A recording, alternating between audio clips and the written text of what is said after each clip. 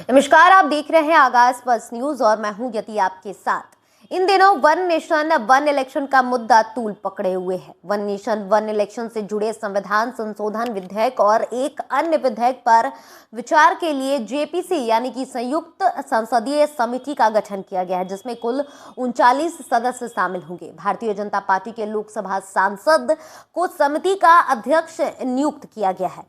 समिति में लोकसभा के 27 और राज्यसभा के कुल 12 सदस्यों को शामिल किया गया है। संसदीय कार्य राज्य मंत्री अर्जुन राम मेघवाल ने गुरुवार को रात में जेपीसी के गठन की घोषणा की।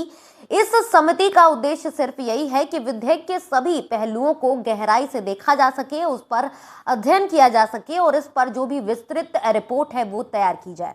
जेपीसी में लोकसभा की तरफ से भृतहरि मेहताब, पीपी चौधरी, सीएम रमेश, बांसुरी स्वराज, पुरुषोत्तम भाई रूपाला, अनुराग सिंह ठाकुर, विष्णु दयाल राम, संबित पात्रा, अनिल बलूनी, विष्णु दत्त शर्मा, वैजयंत पांडा, संजय जायसवाल, प्रियंका गांधी वाड्रा, मनीष तिवारी, सुखदेव भगत, धर्मेंद्र यादव, छोटेलाल, कल्याण बनर्जी, टीएम सेवा गणपति, हरीश बालयोगी, अनिल यशवंत देसाई और ऐसे तमाम नेताओं के नाम जो है इस लिस्ट में शामिल किया गया, जिसमें सांभवी चौधरी का भी नाम शामिल है। जी हां, सांभवी चौधरी चिराग पासवान की शेरनी इस बार लोजपा रामविलास पार्टी का नेतृत्व करेंगी। चिराग पासवान की पार्टी की तरफ से सांभवी चौधरी को एक बड़ी जिम्मेदारी दी गई है। जेपीसी की टीम में उनका चयन हुआ है और ऐसे में ना सिर्फ वो सबसे युवा सांसद बनी है बल्कि सबसे युवा जेपीसी टीम की सदस्य भी बनी है। तो ऐसे में बड़ी जिम्मेदारी सांभवी चौधरी को मिलने वाली है। बता दें कि वन नेशन वन इलेक्शन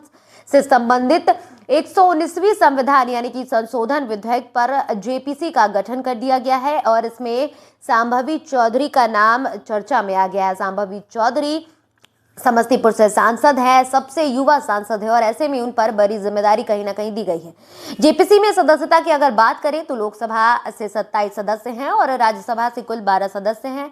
इस विधेयक को केंद्रीय कैबिनेट की मंजूरी मिलने के बाद मंगलवार को लोकसभा में पेश किया गया था। केंद्रीय कानून मंत्री अर्जुन राम मेघवाल ने इसे पटल पर रखा।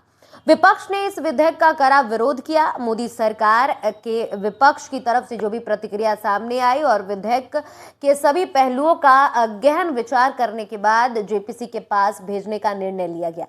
जेपीसी का गठन सरकार की सिफारिश पर किया गया है। ये विधेयक वन नेशन वन इलेक्शन का आधार तैयार करता है, जिसे पूरे देश में एक साथ लोकसभा और राज्यसभा चुनाव कराने की प्रक्रिया संभव हो सकेगी।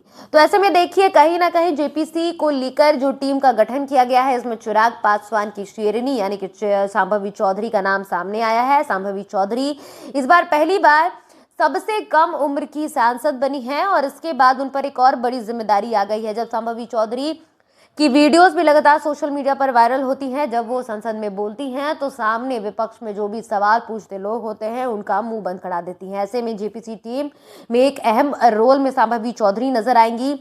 युवा हैं और ऐसे में उनका जो भी ओपिनियन होगा ये काफ़ी महत्वपूर्ण होगा और बिहार को इससे कितना फायदा होगा। जेपीसी में जो सांभवी चौधरी का गठन हुआ है, चिराग पासवान की पार्टी का नेतृत्व वो करती नजर आएंगी। तो इसके बाद जेपीसी टीम क्या कुछ तय करती है और वन नेशन वन इलेक्शन का जो मुद्दा इन दिनों तूल पकड़ा हुआ है, ये आखिर धरातल पर कितना सफल उतरता है, ये देखना दिलचस्प होगा।